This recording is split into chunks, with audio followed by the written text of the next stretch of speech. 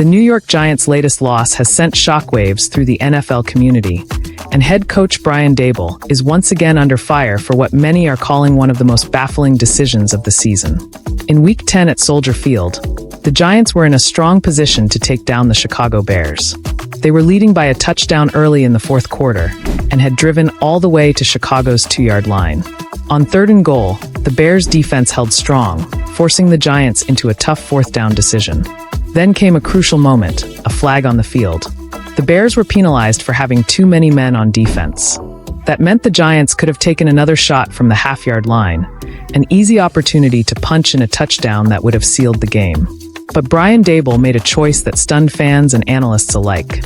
Instead of going for it, he decided to keep the field goal on the board, extending the Giants' lead to 2 scores with just over 10 minutes left.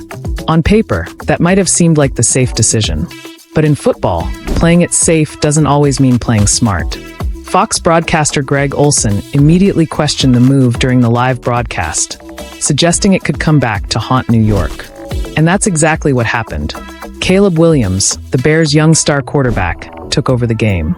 With poise and confidence beyond his years, Williams led Chicago to another dramatic, heart-stopping comeback victory. The Bears scored twice in the final quarter, snatching the win from the Giants with a final score of 24-20. For the second straight week, the Bears pulled off a miracle comeback, and this time, they can thank Brian Daboll for helping make it possible. Analytics experts were quick to highlight just how bad the decision was. Aaron Schatz noted that New York's kick was the first 19-yard field goal of the entire season that didn't happen before halftime, an extremely rare and conservative choice. Meanwhile, ESPN's Seth Walder's decision model clearly showed that going for the touchdown was the statistically correct call in that situation. So let's put this into perspective.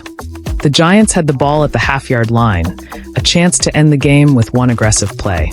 Instead, they took the cautious route, settled for 3 points, and eventually lost. Now, with the Giants sitting at 2 wins and 8 losses, the pressure on Brian Daboll has reached an all-time high.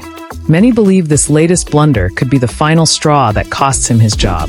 Daboll was already coaching for his future in New York, and this decision only adds to a growing list of questionable calls that have cost the Giants several winnable games this season. For a team that's already out of playoff contention, pride was all that was left to play for. Yet instead of trusting his players to close out the game, Daboll played it safe, and it backfired in the worst way possible. Fans, analysts, and even former players have been tearing apart the decision across social media, calling it a fireable offense.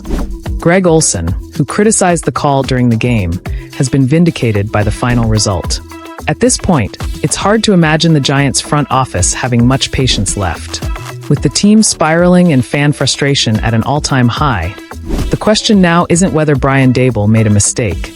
It's whether that mistake just ended his time in New York. For USArc News, this is the Giants story, a reminder that in football, one decision can change everything.